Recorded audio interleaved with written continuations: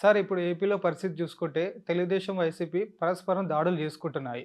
రేపు June 4 election result తర్వాత ఏ party గెలిచినా, ఓడిన పార్టీ పరిస్థితి ఏంటి? ఓడిపోయిన పార్టీ పరిస్థితికి ఏమీ ఉండదు. రాజ్యం వీరభోజ్యం. ఏ పార్టీ గెలిస్తే ఆ పార్టీదే రాజ్యం. మనకి ఆంధ్రప్రదేశ్లో ఉమ్మడి రాష్ట్రంగా ఉన్నప్పుడు కానీ, లేదు 2014 తర్వాత మొదటి 5 సంవత్సరాల్లో కానీ ఆంధ్రప్రదేశ్లో ఈ కల్చర్ లేదు, ఈ సంస్కృతి లేదు. దాడులు చేయటం, విధ్వంసం చేయటం అనేది గతంలో లేదు. అట్లీస్ట్ మాట్లాడుకునేంత స్థాయిలో జరగల.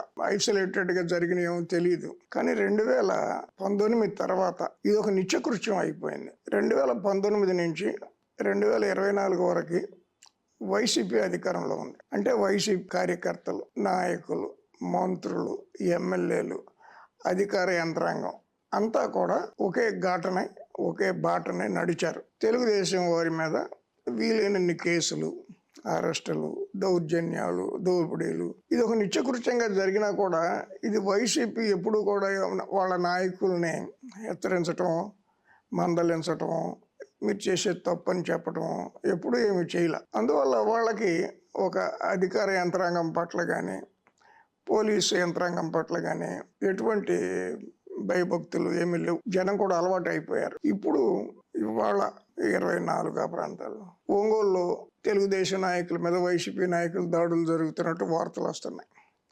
అలాగే మాచర్ల ఆ పాల్వాయి గేట్లో పోలింగ్ బూత్లో రిగ్గింగ్ చేయకుండా అడ్డుకున్నాడు తెలుగుదేశం అతను శేషగిరి, చిగురుపాటి శేషగిరి అని, అతని మీద దాడులు. ఇది తప్పు, ఇలా చేయకూడదు అని ఎవరికి చెప్పే పరిస్థితి లేదు. రేపు వైసీపీ వాళ్ళు గనక గెలిస్తే, వైసీపీ పార్టీ గనక గెలిస్తే తెలుగుదేశం కార్యకర్తలకు కానీ, నాయకులకు కానీ ఆంధ్రప్రదేశ్లో నిలువ నీడ ఉంటుందని నేను అనుకోను. పార్టీ ఉండొచ్చు స్కెలిటన్గా, కానీ యాక్టివ్గా తిరిగేవాళ్ళు, పనిచేసేవాళ్ళు, స్టేట్మెంట్లు ఇచ్చేవాళ్ళు, ఊరేగింపులు చేసేవాళ్ళు, ధర్నాలు చేసేవాళ్ళు, ఈ రకమైన వాతావరణం ఏమి ఉంటుందని నేను అనుకోను. వైసీపీ వాళ్ళు ఏ స్థాయిలో వాళ్ళు, గ్రామ స్థాయిలో నాయకులు ఉంటే గ్రామ స్థాయిలో, మండల స్థాయిలో నాయకులు ఉంటే మండల స్థాయిలో, జిల్లా స్థాయి నాయకులు ఉంటే ఆ స్థాయిలో, రాష్ట్ర స్థాయి నాయకులు ఉంటే ఆ స్థాయిలో వైసీపీ నాయకులు అందరూ కూడా తెలుగుదేశం మీద ఎగబడతారు. దాంట్లో ఏం సందేహం లేదు. పార్టీ కూడా డిస్కరేజ్ చేయదు నేను అనుకోవటం. వైసీపీ కూడా తప్పునన్నా మీరు అట్లా దాడులు చేయకూడదు అని చెప్తుందని నేనైతే అనుకోను. పోలీసు వారు కూడా 100% ప్రో వైసీపీ స్టాండే, అంటే గత 5 ఏళ్లుగా తీసుకున్న స్టాండ్నే కంటిన్యూ చేస్తారు. అందువల్ల తెలుగుదేశానికి ఆంధ్రప్రదేశ్లో వచ్చే 5 సంవత్సరాలు లేదు, వైసీపీ అధికారంలో ఉన్నంతకాలం నిలువ నీడు ఉంటుంది, రాజకీయాలు చేయగలుగుతాం అనే ఆలోచన ఉండటం కష్టం అనిపిస్తుంది. అలాగే తెలుగుదేశం గెలిచిందని అనుకున్నాం రేపొద్దున. వాళ్ళు గత 5 ఏళ్లుగా పళ్ళ బిగువున ఆగి ఉన్నారు, ఎక్కడ కదలాడకుండా. రేపు తెలుగుదేశం వస్తే వైసీపీ నాయకులు ఎవరు బయట తిరగలేరు, అసలు బయట తిరిగే ప్రశ్నే లేదు. పోలీసు వారు కూడా ఓవర్ నైట్ స్టాండ్ మార్చేస్తారు. ఎందుకంటే వాళ్ళు పైన ఏ పార్టీ వాళ్ళు ఉంటే ఆ పార్టీకి భజన చేయటమే కదా కార్యక్రమం.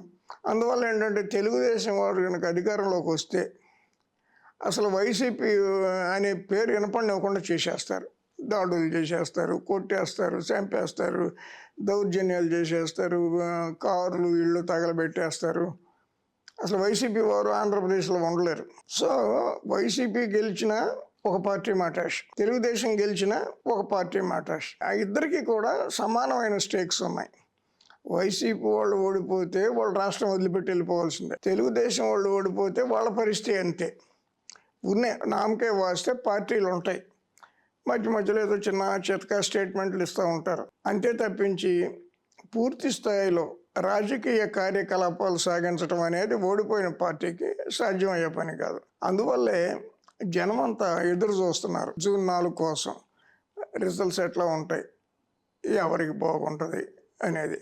తర్వాత వైసీపీ వాళ్ళు నాయకులు, కార్యకర్తలు, ఎమ్మెల్యేలు, మంత్రులు కొత్త ఆదాయ మార్గాలు చూపించారు ఇప్పుడు రాజకీయానికి.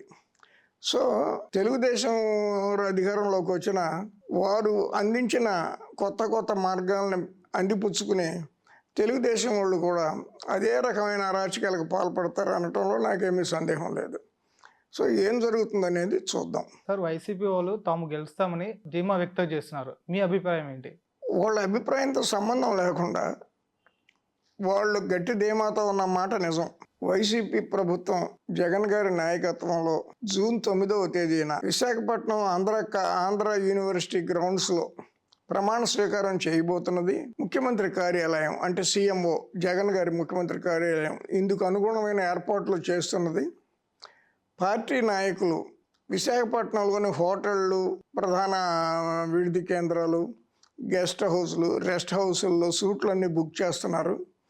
ఒక కొత్త వాతావరణం ఏర్పడబోతున్నది విశాఖపట్నానికి అంటూ సోషల్ మీడియాలో బ్రహ్మాండంగా సర్క్యులేట్ అవుతున్నాయి వీడియోలు ఇవన్నీ.